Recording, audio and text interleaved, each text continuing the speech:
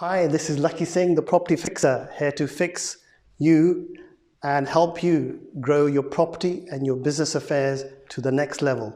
So if you're looking for knowledge and insights about how to get involved in property, solve your problems about scalability in your property business, then do watch our 20-minute clips. We've taken them from hundreds and, thousands of videos that we've taken over the last 6 months, and we've broken them into simple chunks which can make them useful for you.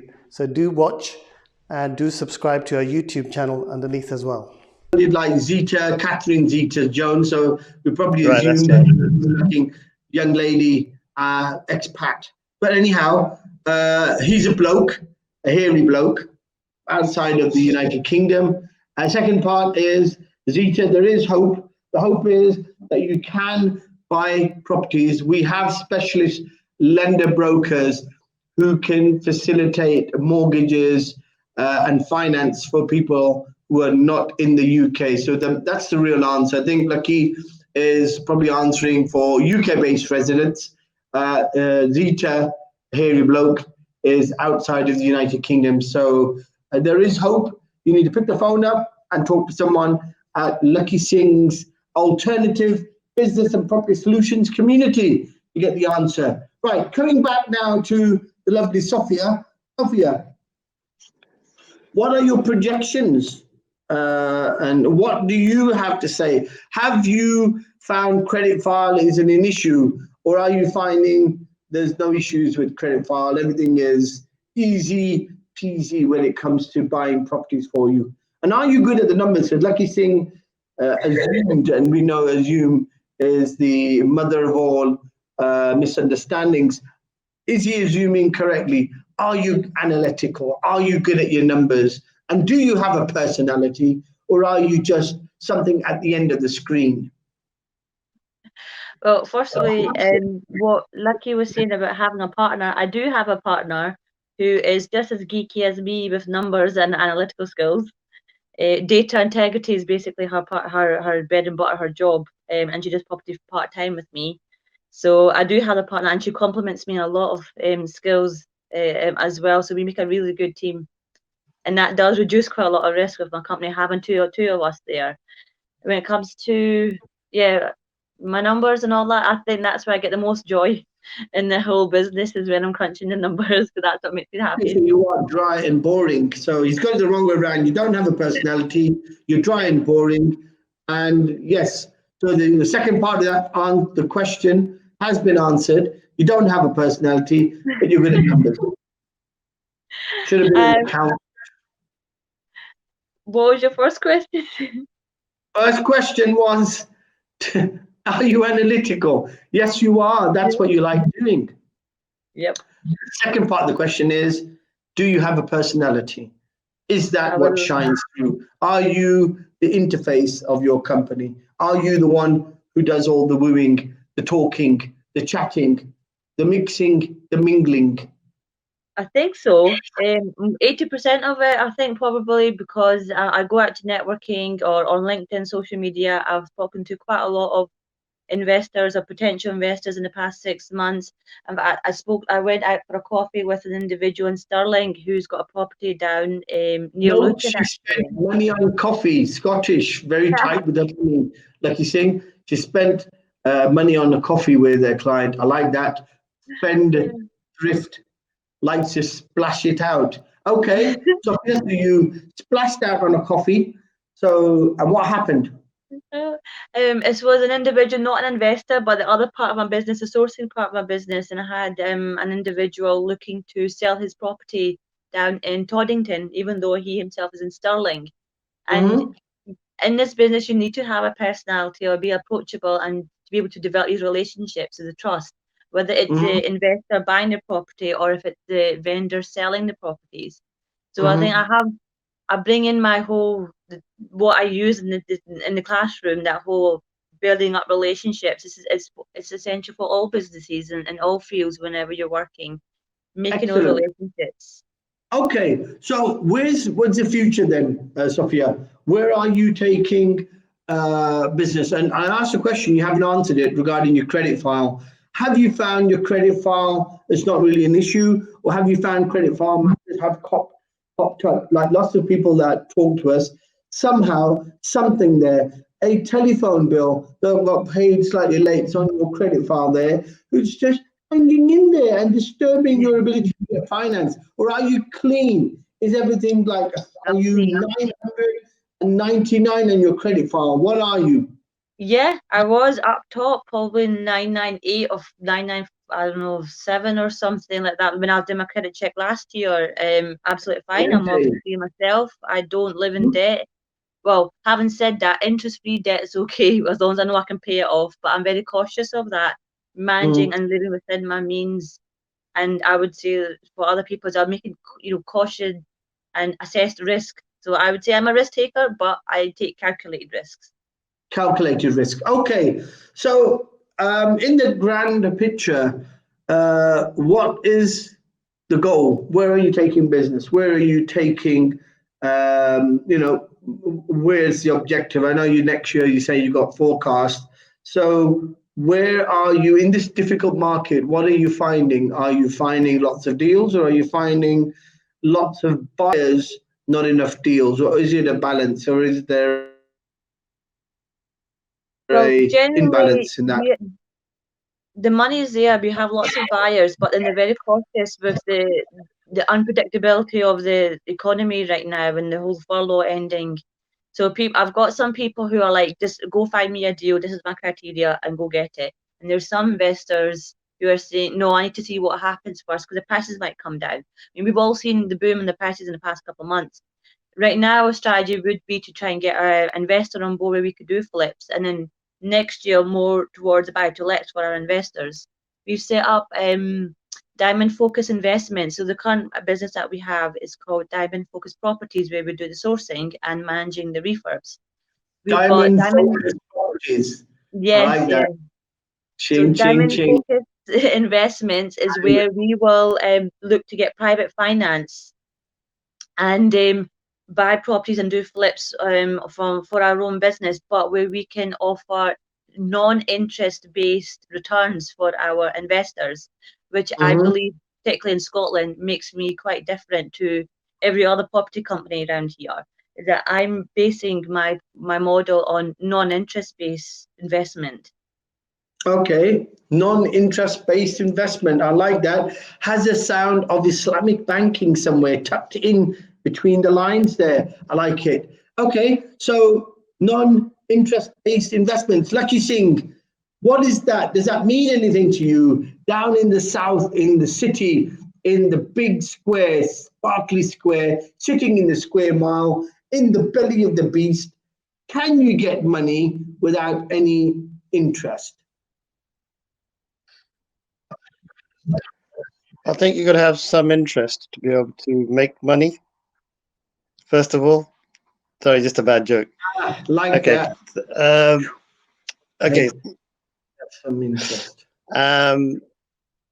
Yeah, I think you can. I think basically it's just a play of words, really. I was just having a chat with somebody else about it yesterday, a Lebanese client, and what they were saying is that when it comes to interest, a lot of it is if you call interest something different, you may call it profit, then people will perceive it differently. So I think a lot of it is just how you what you do it, you call it something different and you just place it in a slightly different way, but the reality is that you're doing something quite similar, is my opinion on it. But I'm not an expert on let's just say Islamic finance, but we do work with quite a few Islamic finance houses. So if somebody does want to do that, I can actually go into the technicalities of it. But I understand as a niche, it's a good way of positioning yourself as something that's a bit different, because it sounds like a diamond idea. Very, very shrewd, Mr. Singh. On his feed this morning, he's been walking on grass, I think, early morning and earthing himself. Okay, Sophia, back to you. Before we come back to you on that question of non-interest-based investors, I'm going to try and work out what that means, because I've assumed it's Islamic banking or something like that. We've got Shitu, or Miss Bisu Shitu or Bisu Shitu, who's added us to her group or his group, don't know which way around. Thank you so much. And we've got Cameron who's asking a question. We don't know what the question is. Anyhow, we'll have the question come back. We've got Mina as well, and we have Carolyn as well. This morning gives a big high shout out. Coming back to you now, Sophia. What's what's it now? What did you say it was non-interest-based investors? So basically, it's well, the difference is where the risk is placed. When we're talking about interest, the risk is on the company or the lender. Whether we make a profit or not, the person investing, the lender themselves, they have their return. But the company, with ourselves, if we make a less of a profit, we still have to get that fixed amount back to the lender. That's where the interest base comes from. For me, it's where is the risk placed? When you're talking about Islamic finance or profit sharing, which is basically alternative, the lender has to have a higher risk appetite. And so they're enter a contract where it's a percentage of the profit. And therefore, they have more risk. Excellent. It's called profit loss sharing. Is that right? Yeah. And it's probably called mudarba in Arabic. Is that right? Yeah. Okay. So you're into Islamic banking or finance, which is excellent, a narrow market. So is that coming from Saudi Arabia? Is that because one of your investors is Saudi-based and he's saying, I have a lot of other people who would like to invest money in United. If you can make it non-interest, I will put more money in. Is that the conversation that you have? Okay. Does this come from yourself, Sophia? Is it your own desire to have profit loss sharing income-based type of a business? Yeah, it's pure just my own principles. I wouldn't have come into this property business, had I thought that I would be doing an element of not Sharia compliant work there. And so I had to find a way, the sourcing part of it's all good because there's no question about interest and all that. It's all services that I offer to clients. The other, the investment side, is about me structuring and only getting those deals where I can offer a decent amount of profit share return. It's going to be a long game. I know that I won't be getting rich quick. The refinancing will have to be only the Islamic mortgages if I get them. I understand that. I like the mentality there. Obviously, it's not looking to get rich quick, but it's looking for the right type of investment. Is that what you're saying, Sophia? Yeah. Excellent. So what you're saying is that just so that a lot of our viewers can understand, because there may be lots of people out there who want to get into property and they can't get into property, or can't get finance, but they've got lump sums that would love to put money in with you and say, right, Sophia, give us a return, and and we're happy just to take profits from the business or from the investment rather than from interest from your company. So they may find an entry into property in that way. And do you offer in your investments, is normally the exit on your investment sale, or do you refinance the assets? It could be either or, and if it's an English property, it'll be easier to refinance because you've got more of an established market with the Islamic banking. In Scotland, I have been searching for 6 months now for the options of Islamic banking where I can get refinancing. Very limited options, but they are opening up, and I'm having those conversations behind the scenes. In the meantime, it's why Scottish property is really good is the prices. I mean, on average, Scottish properties are 100,000 less than English properties. So if I was to come into here, cash buys, fix them up, sell them off, get your money back, that's the very simple model. And we will obviously grow from there, looking at land or commercial in the future. But things, because of companies like myself, and hopefully there'll be more, when they show that there is a demand for this and an appetite for refinancing through Islamic banking, hopefully they'll come over and see that there's a market in Scotland and do more for us here.